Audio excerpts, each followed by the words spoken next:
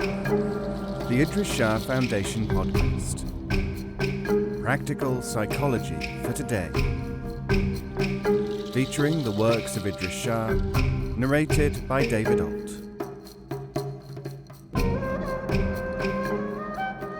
Welcome to the Idries Shah Foundation podcast.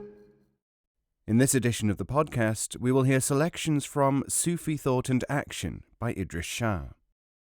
This audio is made available by the Idries Shah Foundation. Sufi Orders by Rosalie Marsham. I was walking through a town in Europe one day with a certain Middle Eastern dervish when we came upon a religious procession. Its participants were duly robed, were accompanied by music, and bore aloft their religious symbol. The dervish stopped and started to laugh, quite quietly it is true, but the tears came to his eyes as he stood aside to prevent other bystanders from noticing his condition. Later, I asked him why he had been affected. Religion, for many people, he explained, is the social form from which the function has evaporated. I asked him for an example. He offered this simile. If you were to travel to a distant land and found people in mechanics' overalls, singing about a sacred vehicle, and extolling the virtues and blessings to be gained from a holy competition, and wearing as signs of their initiation polished crash helmets while they headed for a sacred place which they still called the pits, haunted by a fear of the treacherous demon Greece, who could cause them to crash in a pool of liquid petroleum fire, you would be looking at the religionized remnants of the remote descendants of a former car racing team or their imitators.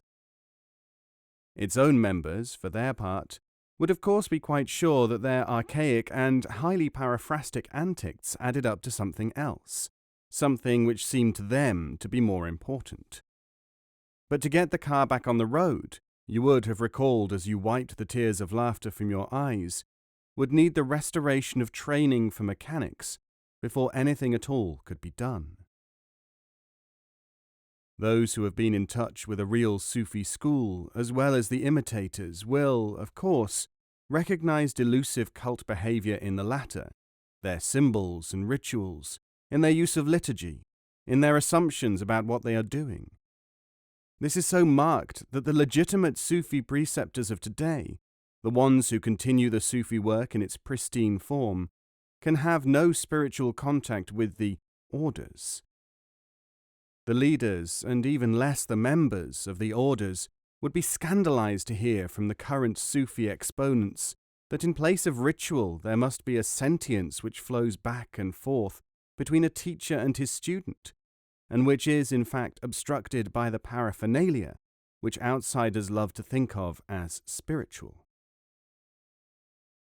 During extensive journeys and contact with the Sufis who are to be found when one does not look at orders, I was able to compile a catalogue of characteristics of the worn-out bodies which the majority of people, including Western specialists, imagine to be Sufic. As a general rule, the less the spiritual content, the greater the appurtenances.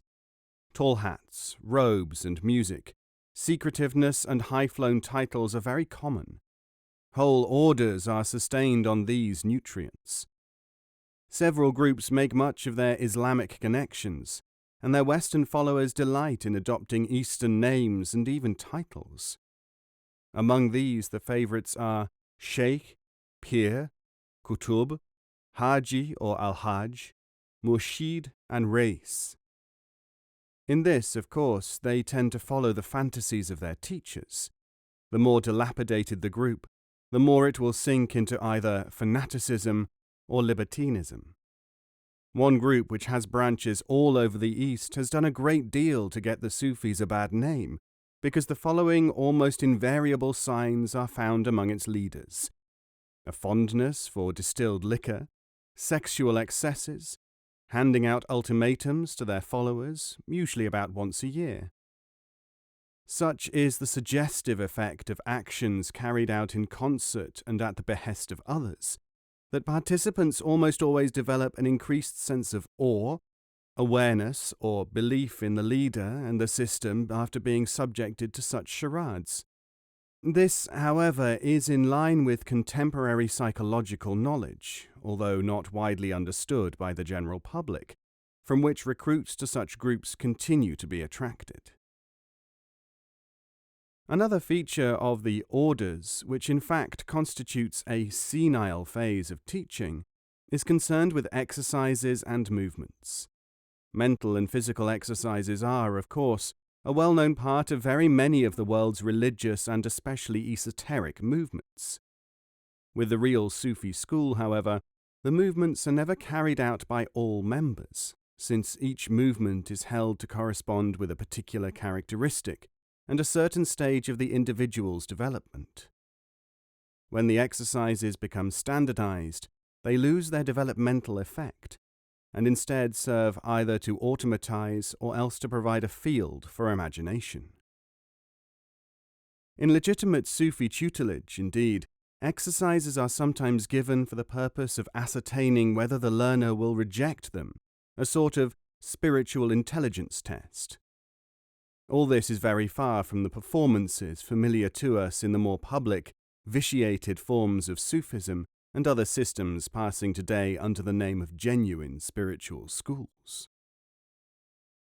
Hindu observers have noted the same tendency in the meditation which has become standard practice in their circles, instead of being specifically designated for special purposes. Transvestism, dressing up in clothes not of the period or of the country where the individual or group lives or operates, is regarded as a further example of the declining or impaired tradition. This behavior is, of course, very common in almost all religious traditions. It is to be noted, however, that all such outlandish garb is imitative of the past. Something which truly representative Sufis warn is an outward indication of an inner spiritual bankruptcy, and also, incidentally, regarded in a similar light by modern psychologists. People will, according to this doctrine, put on clothes as a compensation for a sense of inner emptiness. Clinical or morbid conditions, when cured, often first manifest their improved condition by the resumption of normal clothing. It is not too much to say that, for many of the participants of such entities, the supposedly Sufi orders constitute their real religion. It is for this reason that many religious authorities of Islam, for instance, have continuously opposed the Sufi paths, claiming that they are in fact an opposition religion whose tenets are either surplus to or opposed to Islam. There is much truth in this charge, whether the members of the Sufi groups realize it or not. The structure is there, the hierarchy, the liturgy, the regular meetings, the contact with the divine claimed or implicit, the reliance of the follower on the leadership, the threat and reward content, the punishment and joy. Everything, in fact, that a full-blown religion usually provides. Sufism, of course, is not a religion or a series of religions at all, though it undoubtedly can, in the wrong hands, develop or degenerate into this form. Sufism is instructional, and that instruction is not by any means in how to become religionistic. The instruction given by the Sufis is developmental and preparatory for something else, not in emotional experience, however spiritual this is felt to be by the community at large. A complication is introduced into this question by the reputed claim by Sufis that all religions originated with a local form of Sufism, and that what we take for religion today is the popularization and the edited form of the original school, which has only social and psychological, not developmental, value. Whatever may be the truth of this assertion, assuming that it has been authoritatively made at all, it is worth taking seriously, since there is no objective reason for disbelieving it any more than for accepting it without further analysis. This assertion is also said sometimes to take the form of the Sufis claiming, "After all, we started the religions, so we know all about them." This rank heresy, sometimes regarded as blasphemy by the more fanatical clergy of all confessions or their counterparts, has, it is said, been queried by one researcher in the following interchange with a putative Sufi teacher. If you started all the religions, how and why is it that they have failed? They have not failed. They have succeeded so far as anything of that type could have succeeded or have failed. They have succeeded in the sense that worn-out shoes can be said to have succeeded. They have failed, much as you might consider, if you are taking a certain viewpoint, that worn-out shoes have failed to last forever. This rather recalls the phrase used by Rumi, the great Sufi luminary of the 13th century AD, when he said in his Mathnavi, "We have taken the essence of the Quran and thrown the carcass to the dogs," a sentiment which is equal at least to some which have caused various Sufis, including some of the greatest, to be executed for apostasy from time to time. The orders are alleged to specialize in meditation, concentration, and contemplation, the three procedures which, inseparable from one another yet each forming one part of the triangle which leads, under the correct mentorship, to Sufic enlightenment. But it would be a mistake, in this area as with so many others, to regard the Sufi forms of these techniques as being parallel to what is understood by them in other disciplines. I found that I had learnt more about meditation, for instance, in 3 days with voracious Sufi groups than I did in 15 years of working with the Hindu and their derivatives like the Buddhist ways, and this in spite of the fact that the Indian meditation had, as I previously imagined, really given me bliss, calmness, the ability to work well in the world and relief from all kinds of symptoms that nothing else could cure. All these gains were in fact illusory compared to the reality of the Sufi achievements. The key lies, as far as I can determine, in the difference between learning about a thing, scholastic knowledge, learning of it, subjective knowledge, and learning in it, real perception. The first two are only applied upon the person. The last named actually and permanently transforms. There is some evidence to support this in the increasing restlessness now being shown by many of the converts to forms of Hindu meditation popularized in the East and West in the past few decades. They are reaching for something that they may glimpse, but which cannot be supplied by their own schools. The reality of the knowledge of the Sufi orders and their power to impart it is soon apparent to those who are in any position to ask the right questions from their often, admittedly venerable guides. Perhaps the outstanding element here is the group's attitude towards secrets. With a genuinely functional esoteric group, the secret is ineffable, something which cannot be spoken or described, since this word is the technical term for the experience which can be induced only by the activities of the group.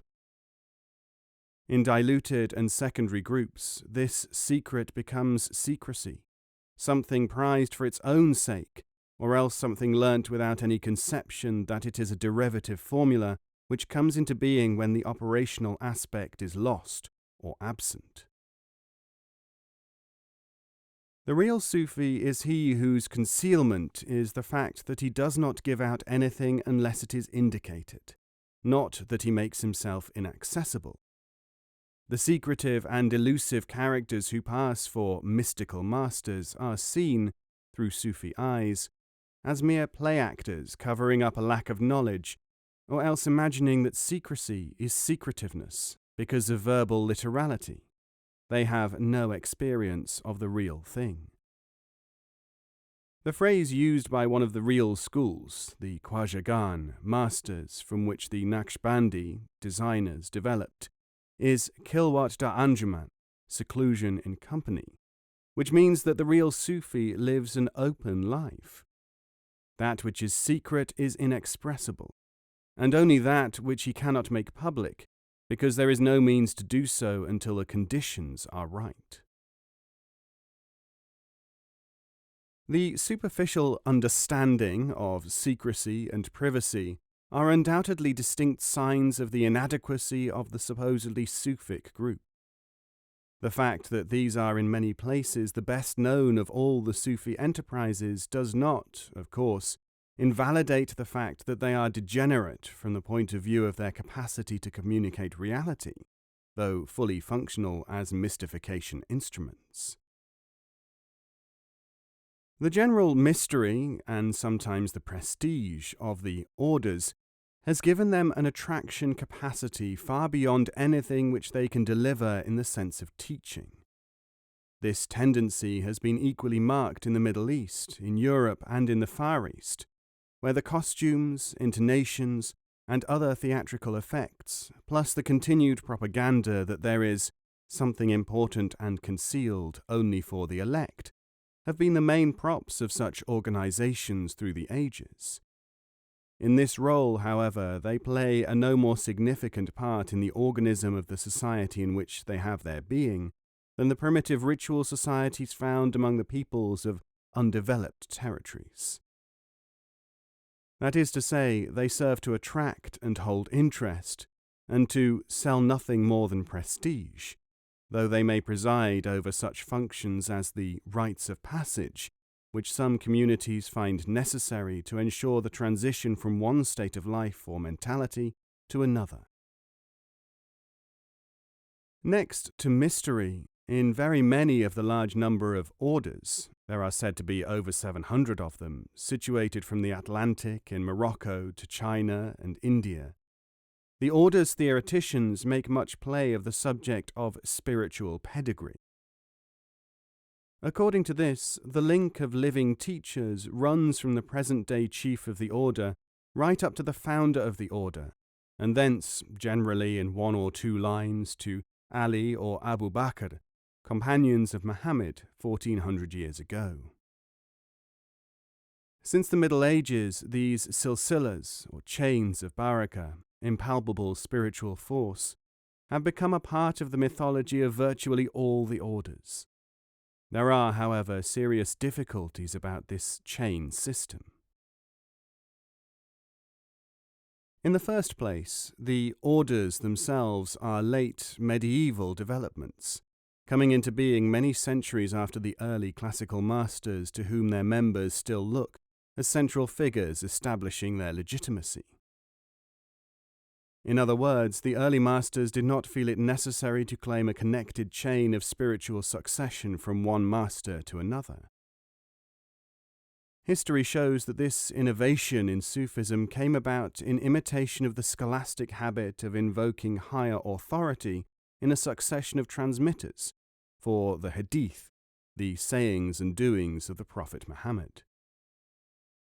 The habit of reciting the names of the alleged masters of the way in any particular order is, however, so deeply ingrained that it is almost a litany, and yet it is a mark of a hidebound, often retrogressive order to find great importance placed upon these names.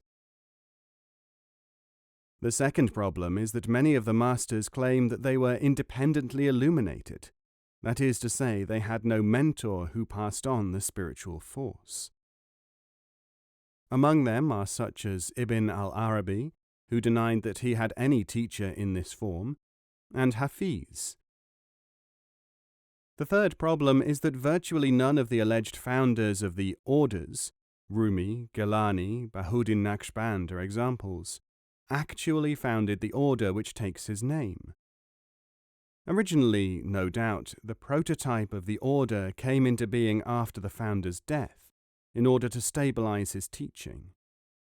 But of the actual establishment of the order itself, there is no historical trace. This is all the more conclusive as to the secondary nature of the orders, when one remembers how much importance is placed in these circles upon tradition and ceremony. That there should be no trace of any ceremony laid down by the founder of the order when initiating it is almost inconceivable in such a context or such a community, supposing that the putative founders really did establish the orders. The orders, then, are not spurious, but they seem very likely to be highly organized derivations from the originally flexible teachings of the first or other early teachers of the system. Because we have the writings of Rumi, Sadi, Ghazali, Hujwiri, and others, we can see the orders as nothing more than a living palimpsest. That the present-day orders are not enlightened in the sense that the classical masters were is evidence in 100 different ways. Just to take a random example or two. The classical writings of such great Sufis as Ghazali plainly warn against indoctrination and conditioning, centuries before these dangerous procedures were rediscovered in the West. Today there is no order in existence in the East or West which does not in some measure use these methods. As early as the time of Rabia, the woman Sufi saint of Baghdad, born about AD 717, died 801, the Sufis were warning against totemism and the use of the threat and promise mechanism. Today, in the orders which supposedly follow the teachings of the acceptedly legitimate early masters, these items are much in evidence. Few, if any, modern Sufi heads of orders would stand for half a day the interrogation of modern psychologists.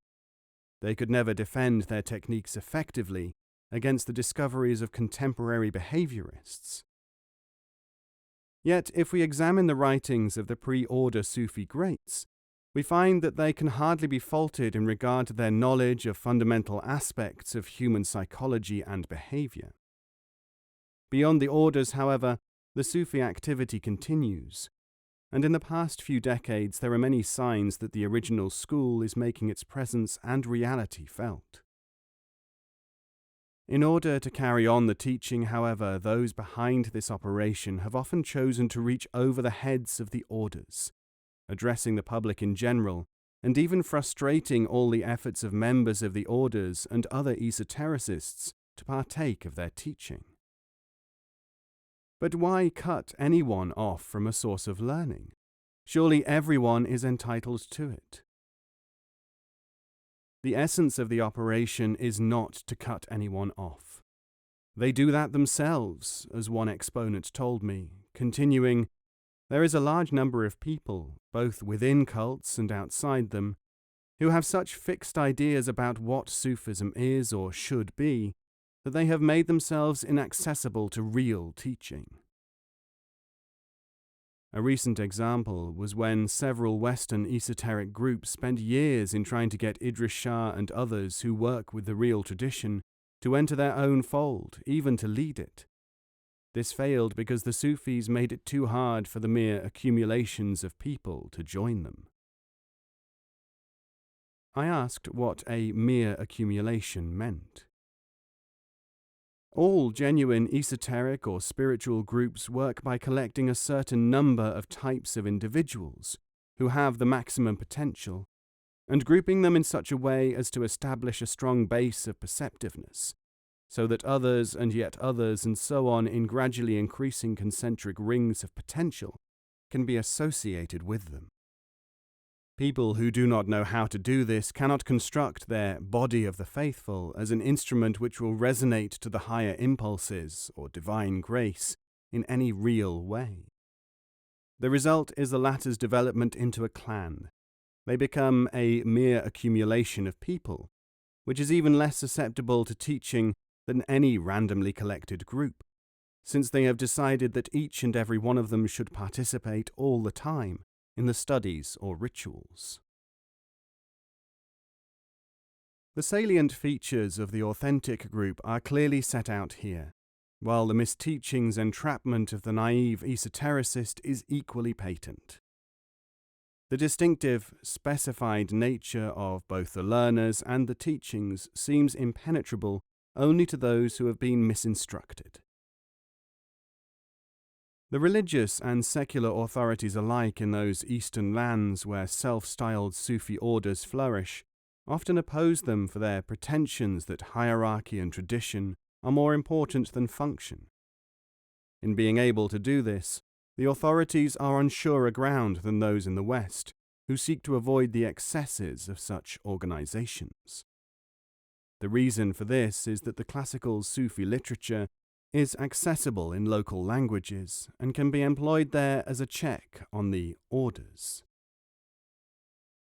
In one Near Eastern country recently, for instance, the chiefs of the Rifai, Mevlevi, and other orders were somewhat crushed to note that the local authorities, in pointing out their worthlessness and duping of the public, quoted nothing less than the scriptures of the Mevlevi order, the Mathnavi, which is even called the Holy Mathnavi, to the following devastating effect.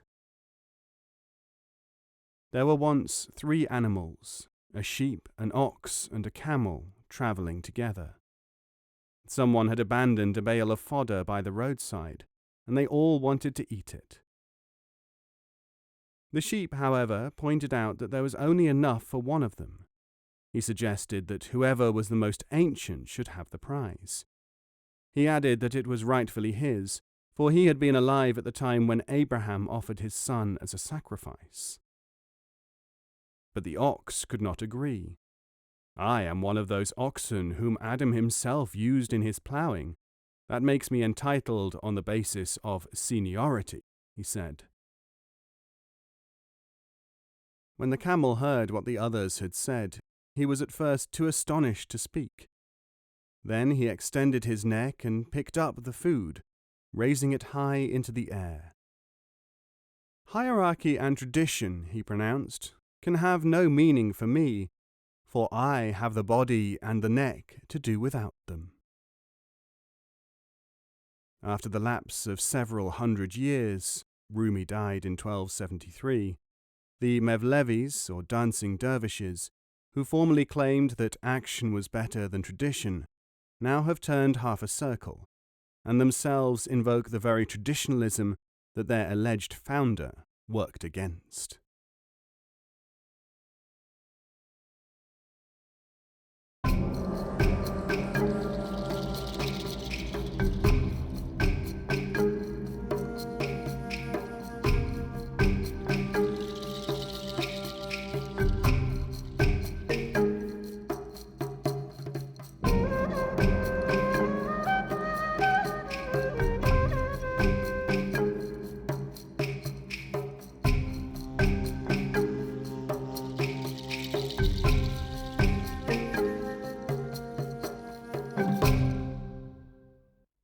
This podcast is copyright 2018, the Idries Shah Foundation.